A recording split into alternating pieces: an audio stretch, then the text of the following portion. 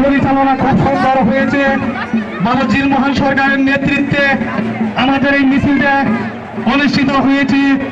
ওনাকে সাহায্য সহযোগিতা করেছে বাবনচন্দ্র সরকার, বাবু জ্যোতিরাম সরকার, মালতী বলা। আমাদের মিছিল সম্পূর্ণ হয়েছে।